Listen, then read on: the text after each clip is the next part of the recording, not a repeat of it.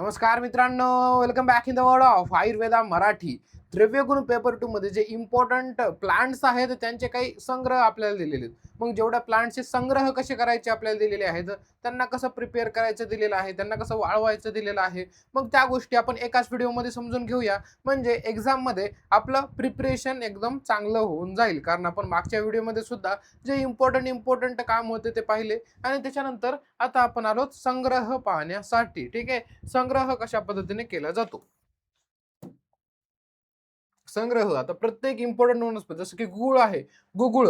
मग याचा संग्रह कसा केला जातो गुगुळाचा? गुगुळ काय केलं जातं?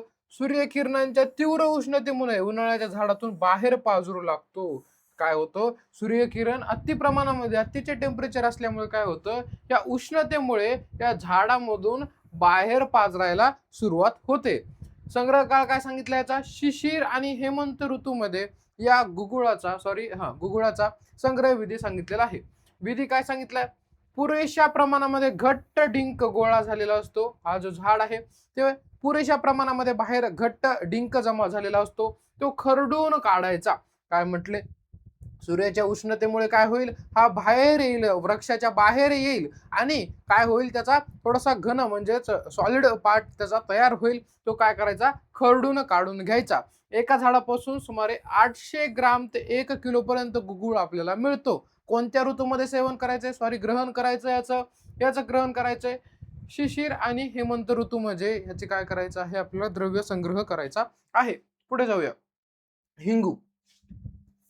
हिंगू कोणत्या काळामध्ये करायचा संग्रह? याचा वसंत ऋतूमध्ये संग्रह करायचा आहे. विधी काय करायचंय? झाडाला काय करायचे? ते खाचे देऊन जो निर्यास जमा होतो तो 1-2 दिवसांनी काढून घ्यायचा.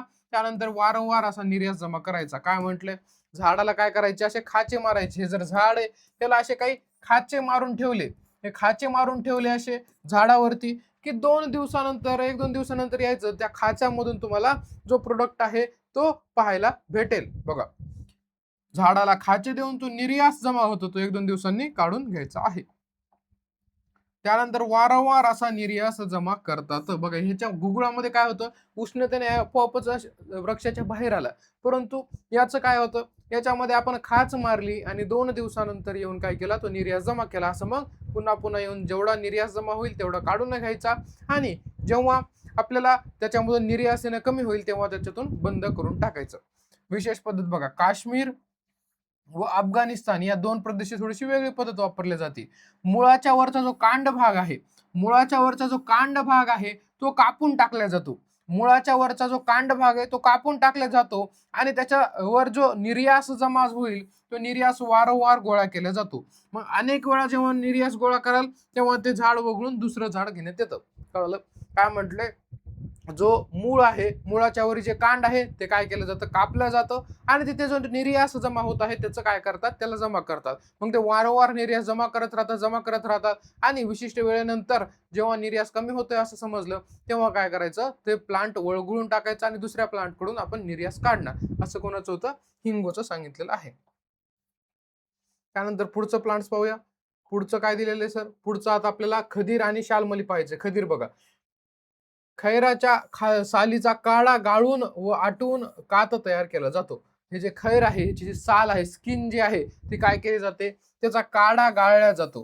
काढा गाळला तर ते आटवून त्याच्या गाळायचा आणि तो काढा आटवायचा. शेवटी जे तयार होते आटून त्याला काय म्हणतो आपण? कात म्हणत असतो. ही काय होते? खदिराची कात तयार होते. ही काय होती? पहिली प्रोसिजर होती. काय केलंय? खैराची जी साल आहे, खैराची जी स्किन आहे, जी त्वचा आहे, जी वरची खपली असते, त्याचा क्वाथ तयार केला आणि ते क्वाथ एवढा उकळला त्याला काय केलं? शेवटी काय केलं? मग त्याला आटवून काय केलं? त्याचा कात तयार केला, खदिराचा कात. दुसरी पद्धत बघा, नैसर्गिकरित्या ही उन्हाळ्यात पाझरून घोडाच्या त्वचेवर खोडाच्या त्वचेवरती किंवा ढोलीत कात जमा होतो. इकडे आपण काय केलं होतं? त्याला उष्णता दिली होती आर्टिफिशियल आणि त्याच्यातून कात तयार केला. परंतु नॅचरली पाहायला गेलं तर सूर्याच्या उष्णतेमुळे काय होतं मित्रांनो? हे काय होतं?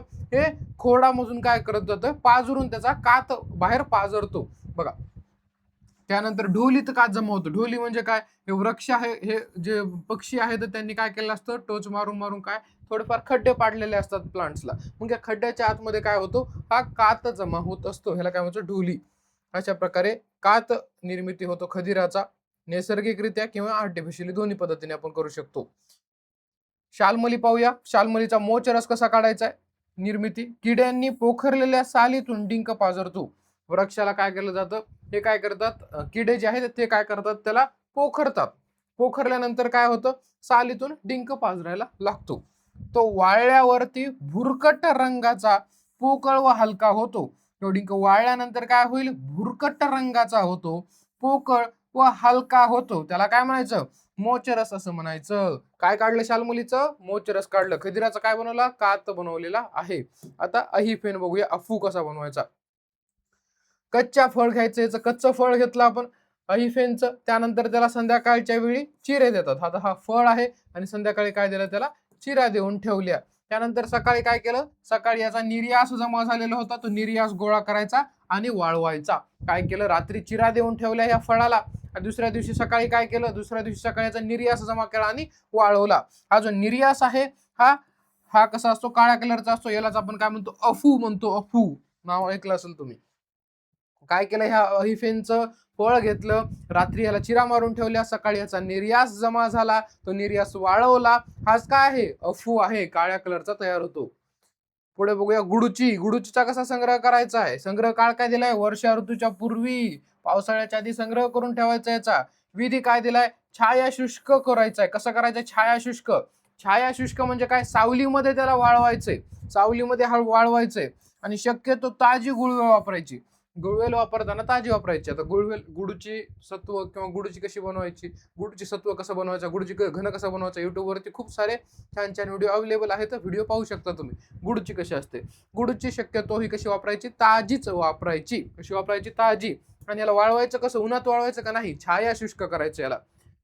निंबाच्या आश्रयाने वाढलेली जी गुळवेल असते ना, ती अधिक गुणकारी सांगितलेली आहे.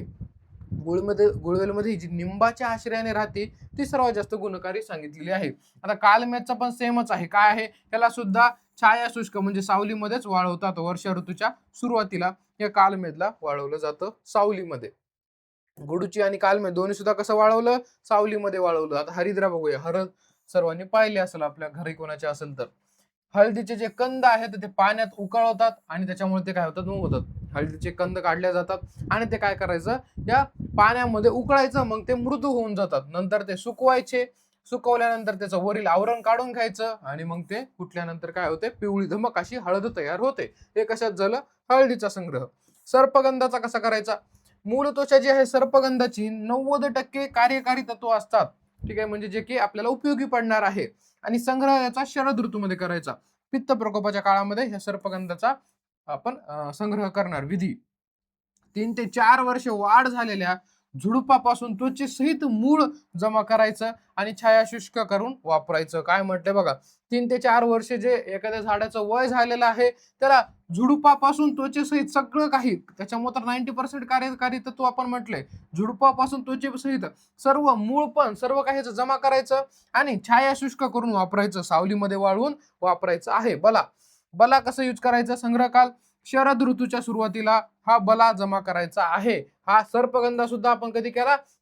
शरद ऋतूमध्येच केला. बला सुद्धा कधी केली? शरद ऋतूमध्येच केली. नक्षत्र कोणतं सांगितलंय बला संग्रह करायचं? पुष्य नक्षत्रावरती बलामुळाचा संग्रह करायला सांगितलेला आहे. कशाचा? बलामुळाचा संग्रह हे पुष्य नक्षत्रावरती करायला सांगितलेला आहे शरद ऋतूमध्ये. पुढे आपण पाहूया केसर कशा पद्धतीने संग्रह केल्या जातं. जे केसर आहे कुमकुम त्याला म्हणतो. सकाळी दव वाळून गेल्यानंतर, सकाळचे सकाळी जे दव असते थंडीमध्ये पडते, जे दवबिंदू आहेत ते ड्रॉपलेट्स आहेत ते सर्व वाळून गेल्यानंतर ते फूल तोडायचं आणि त्यामधला जो स्त्री केशर भाग आहे तो उन्हामध्ये वाळवायचा. काय म्हटलंय? कुमकुमचं जे फूल आहे सकाळी थोडंसं दवबिंदू आहे तर ते वाळून गेल्यानंतर हे जे फूल आहे ते तोडायचं. त्याचा जो स्त्री भाग आहे त्याचा स्त्री भाग तोडून आणायचा, स्त्री केशर, किंवा चाळणीवर ठेवून मंद आचेवर सुकवायचा. उन्हात वाळवायचा किंवा काय करायचं? चाळणीवर ठेवून मंद आचेवर सुकवावे. आता नॅचरली उन्हामध्ये वाळू शकतो आपण हा केसर, जे स्त्री केशर आहे. किंवा दुसरं काय आहे? चाळणीवरती घ्यायचा आणि त्याला मंद आच द्यायची, मंद आचेवरती तो भाजून घ्यायचा. जो मंद आचेवरती भाजला ते एवढ्या चांगल्या क्वालिटीचा भेटणार नाही, परंतु जो उन्हामध्ये भाजलेला किंवा उन्हामध्ये वाळलेला आहे तो चांगल्या पद्धतीने आपल्याला पुढे पाहायला भेटेल. त्याला चांगल्या क्वालिटीचा आपण म्हणू शकतो. ताज्या फुलातून गोळा करायचा, ताज्या फुलातून गोळा करून वाळवलेले केशर सर्वोत्तम आहे. काय म्हटलं बघा, उन्हात वाळवलेले जे केशर आहे, ताजा फुल आहे, त्याच्यामधून आपण उन्हामध्ये वाळवलेलं केशर सर्वात उत्तम सांगितले. फुलाचे काहीसे गोल भाग 3 ते 5 दिवस उन्हात वाळविल्यानंतर गळून जातात. 3 ते 5 दिवसात पण जेव्हा ही स्त्री जी आहे, स्त्री केशर आपण वाळवलं, तर या जो फुलाचा काही गोल भाग आहे ते उन्हामुळे काय जातो, गळून पडतो. पाण्यामध्ये परीक्षा बघा. पाण्यामध्ये काय करायचं, हे जे आपले जे इथं सापडले आता उन्हामध्ये वाळवलेले जे आहेत आता केशर, ते काय करायचं, पाण्यामध्ये टाकायचं. काही केशर आपल्या पाण्यामध्ये तरंगताना दिसतं आणि काही आपल्या बुडाशी जाताना दिसतं. हे बुडाशी गेलेलं पुंकेशर सुद्धा कसं आहे मित्रांनो, चांगलं असतं. पुंकेशर गोळा करून वाळवतात, हे चांगले केशर असते. काय म्हटले, पाण्यात ते तरंगते किंवा काही खाली बुडाला जातं, जे बुडाला जातं ते सुद्धा चांगलंच असतं. हलक्या दर्जाचे केसर कसं असतं बघा, जे चाळणीमध्ये तुम्हाला म्हटलं आर्टिफिशियली, जे चाळणीमध्ये फुलांच्या पाकळ्यापासून याच पद्धतीने केशर वेगळे करून जमा करतात, हे हलक्या दर्जाचं सांगितलेलं आहे. परंतु जे उन्हात वाळवलं आपण, ते कसं होतं, चांगलं होतं. केशर बघितलं. त्याच्यानंतर जाऊया आपण पुढे. पुढे काय आहे, लवंग. लवंगाचा संग्रह कसा करायचा आहे. लवंग हे जे 7-8 वर्षाचं जेव्हा झाड झालं हे वृक्ष, तेव्हा काय होतं, तेव्हा ह्याला कळ्या यायला लागतात आणि आपल्या कळ्याच पाहिजे असतात त्या लवंगाच्या. किती वाट पाहावी लागते झाड लावल्यापासून, 7 ते 8 वर्ष. जानेवारी आणि फेब्रुवारीमध्ये केरळमध्ये संग्रह केला जातो. कुठे संग्रह केला जातो, केरळमध्ये, जानेवारी किंवा फेब्रुवारी. आणि निलगिरी पर्वतावरती याचा संग्रह जून मध्ये केला जातो. कधी केला जातो, जून मध्ये केला जातो. परंतु केरळमध्ये जानेवारी मध्ये केला जातो, फेब्रुवारी मध्ये केला जातो. 3 ते 4 दिवस याला काय करतात, उन्हामध्ये वाळवतात. हा जो लवंग आहे 3 ते 4 किंवा 4 ते 5 दिवस उन्हामध्ये वाळवतात. कळ्या तोडल्यावर हातावर चोळून वृत्त बाजूला काढतात. आता हे वाळवलं, 4-5 दिवसाच्या कळ्या वाळवल्या, त्याच्यानंतर हातावरती चोळल्या आणि हातावरती चोळल्यानंतर त्याचं जे आवरण आहे, जे वृत्त आहे, ते बाजूला काढून टाकलं जातं. त्याच्यानंतर पुढे एका झाडापासून आपल्याला किती भेटतं, 2.5 ते 4.5 किलो लवंग आपल्याला मिळतो. ठीक आहे.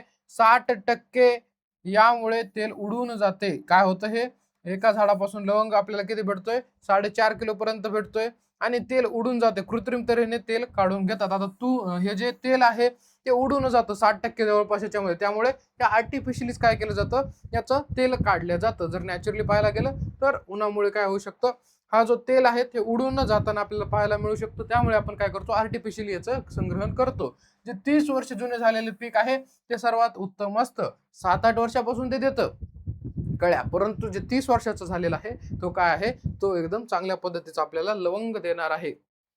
पुढचा प्लांट काय दिलेलं मित्रांनो, जातीफळ. जातीफळ तर खूप इंटरेस्टिंग आहे, इम्पॉर्टंट आहे.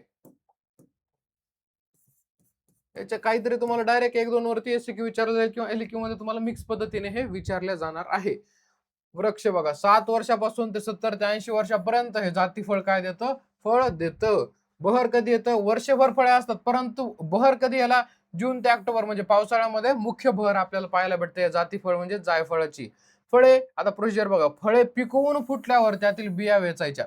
आता जेव्हा हे फळ पूर्ण पिकल आणि पिकल्यानंतर हे जेव्हा फळ फुटल, तेव्हा त्याच्या काय करायच्या, बिया गोळा करायच्या. बिया गोळा केल्या, त्याला काय करायचं, उन्हामध्ये वाळवायचं.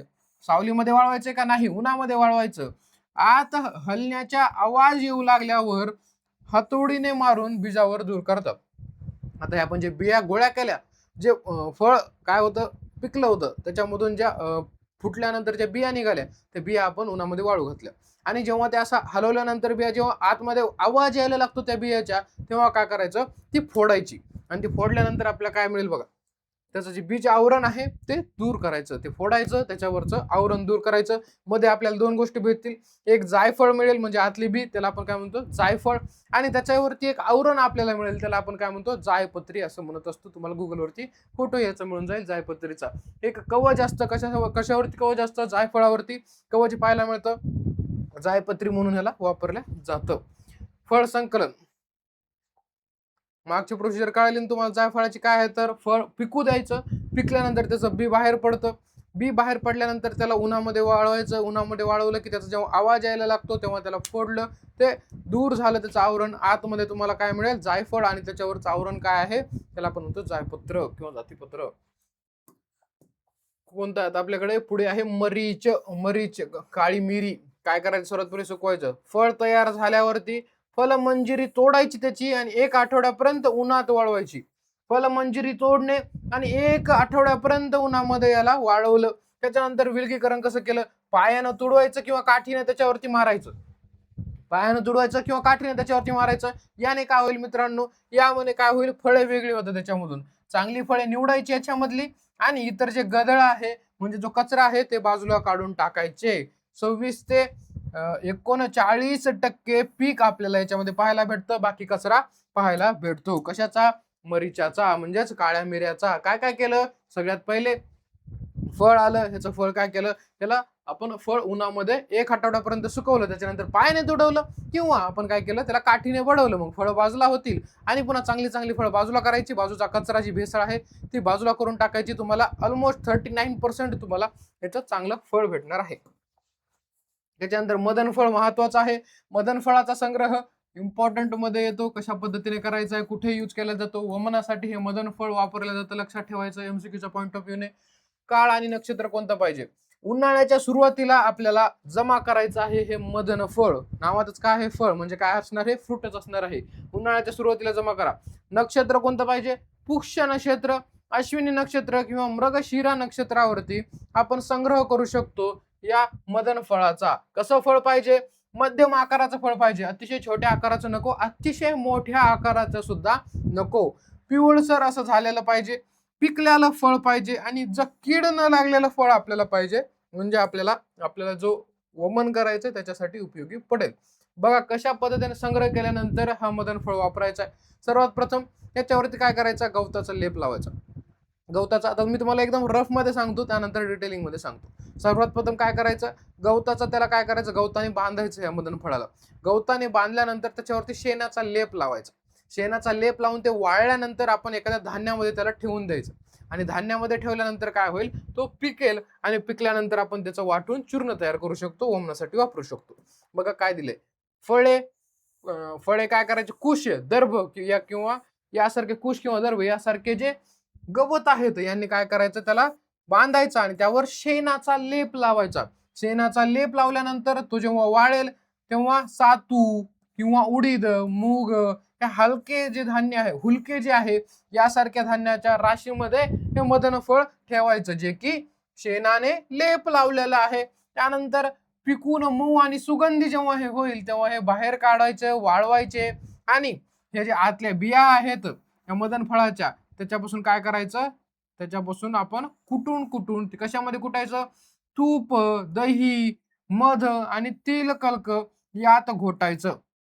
हा जो बी आहे मदन फळाचं ते काय करायचं? त्याचं बारीक चूर्ण करायचं आणि त्याला तूप, दही त्याचबरोबर मध, तिलकल्क याच्यामध्ये घोटायचं आणि वाळवून त्याचं चूर्ण तयार करायचं. हे चूर्ण वमनासाठी वापरलं जातं. कळालं का? वमनासाठी वापरलं जातं. मदन फळ कसं करायचं? हे जे मदन फळ आहे सर्वात प्रथम या मदन फळावरती दर्भ म्हणजे गवताचे काय करायचं? बांधून घ्यायचं. शेणाचं त्याला लेप लावायचा. ते वाळल्यानंतर आपण उडदासारख्या धान्यामध्ये त्याला ठेवलं. ते बाहेर काढायचं. पिकल्यानंतर जेव्हा त्याला थोडासा सुगंध येईल, पिवळसर झालेला असेल आणि बाहेर काढल्यानंतर काय करायचं? त्याला त्याच्यामधली जी बी आहे त्याला घोटायचं दह्यामध्ये, तुपामध्ये, मधामध्ये आणि तो चूर्ण तयार करायचं. चूर्ण तयार झालेलं आहे ते वमनासाठी यूज केलं जातं. पुढचं आहे नक्षत्रानुसार. आता आपण जेवढे काही प्लांट्स पाहिले ते आपण नक्षत्रानुसार वर्गीकरण केले. वर्षा ऋतूमध्ये कोणाकोणाचा संग्रह आहे? गुडुचीचा करायचा आहे आणि कालमेघाचा काय करायचा आहे? वर्षा ऋतूमध्ये. वर्षा ऋतू पूर्वी म्हणजे वर्षा ऋतूच्या थोडंसं आधी गुडुचीचा करायचा आणि कालमेघचा वर्षा ऋतूच्या प्रारंभी करायचा आहे. शरद ऋतूमध्ये कोण कोण म्हटलं? सर्पगंधा. कोण? सर्पगंधा. त्यानंतर बला काय केलं? शरद ऋतूच्या सुरुवातीला पुष्य नक्षत्रावर काढलं. वसंत ऋतूमध्ये हिंगू याचा निर्यास आपण काढला. उन्हाळा म्हणजे ग्रीष्म ऋतूमध्ये काय केलं? गुगुळ काय होतं? उष्णतेमुळे पाझरायला लागतो तिथे. खदिराचा काच सुद्धा नैसर्गिकरित्या बाहेर यायला लागतो. मदन फळ हे कधी काढायचं आपल्याला? ग्रीष्म ऋतूच्या सुरुवातीला. परंतु नक्षत्र पुष्य, अश्विनी, मृगशिरा. शिशिर आणि हेमंत मध्ये कोण काढणार? गुगुळ काढायचा आहे. डिंक खरडून काढायचा आहे. ठीक आहे, स्क्रीनशॉट काढून घ्या. पुढे जाऊया. पुढे बघा विधी. कोण कोण उन्हामध्ये वाळवायचंय, कोण कोण सावलीमध्ये वाळवायचं हे पण वेगळं करून दिलं. छायाशुष्क कोण कोण आहे? गुडुचीला सावलीमध्ये वाळवायचं, कालमेघला, सर्पगंधा यांना सावलीमध्ये छायाशुष्क करायचं आहे. आणि उन्हामध्ये जातीफळाला आपण उन्हामध्ये, केसरला उन्हामध्ये, लवंगला, मरीजला यांना उन्हामध्ये वाळवलं. आणि त्यानंतर पाण्यामध्ये कोणाला उकळलं? हरिद्राला आपण पाण्यामध्ये उकळून मृदू केलं. आणि खदिराचा क्वाथ सुद्धा आपण केला होता काथ तयार करण्यासाठी. त्याच्यानंतर बघा खाचे चिरे कोणला मारले? हिंगू आणि अहिफेनला. आपण अहिफेनचं काय म्हटलं होतं? अहिफेनला आपण रेषा मारल्या रात्री आणि खाच मारली आणि सकाळी काय पाहिलं? त्याचा जो आपल्याला निर्यास आहे तो मिळून जातो, ज्याला आपण काळ्या कलरचा अफू म्हणतो. त्यानंतर पुढे पुढे काय? तुडवून काठीने मारून कोणाला काढलं? मरीच आणि जातीफळ. याला काय करायचं? तुडवून काठीने मारून किंवा हाताने बाजूला करायचं आहे जातीफळ. कळलं? ह्याचं आपण 39% मिळतं हे सुद्धा सांगितलेलं होतं. विशेष लेप आणि चूर्ण. मदनफळ गाईच्या शेणाचा लेप लावला आपण, तूप दही मंथ आणि तिलकल्क याच्यामध्ये तो घोटला गेला. अशा प्रकारे आपले संपूर्ण जे प्लांट्स होते, जे आपण टार्गेट केले होते या व्हिडिओसाठी पर्टिक्युलरली, ज्याच्यामध्ये आपला संग्रहविधी पाहिजे होते. हे मागचा व्हिडिओ रसायनवरती बनवलाय, कोणकोणते प्लांट्स रसायनवरती काम करतात ते पाहिला नसेल तर आताच आपल्या युट्यूब चॅनलवरती जाऊन काय करायचंय? रसायन काम करणारे सर्व काही प्लांट्स पाहिजेत. त्यानंतर हा व्हिडिओ सुद्धा इम्पॉर्टंट आहे, संग्रह करणं. जर तुम्हाला पुढचाही पाहिजे असेल, जसं की शोधन, कोणकोणत्या प्लांट्सला शोधनाची गरज आहे संग्रहानंतर, मग त्यावरती एक व्हिडिओ बनवतो. तुम्हाला 2 ते 3 असे एसक्यू युनिक पाहायला भेटतील, जे की तुम्ही कॉमन पॅटर्न करता त्याने सॉल्व्ह होणार नाहीत. शीतोष्ण जे तुम्ही करता त्याने अशा प्रकारचे प्रश्न सॉल्व्ह होत नाहीत. शोधनासारखे तुम्हाला पर्टिक्युलरली ज्या ज्या प्लांटचे शोधन दिलेले आहेत बल्लातकासारख्या, तर तुम्हाला त्याचं शोधन करावंच लागणार आहे, अभ्यासावंच लागणार आहे. ठीक आहे. व्हिडिओला लाईक करा. आणखी तुम्हाला काय पाहिजे आहे पुढे कमेंट बॉक्समध्ये सांगा, आपण नक्कीच तुम्हाला मदत करूया. Thank you very much. All the best मित्रांनो.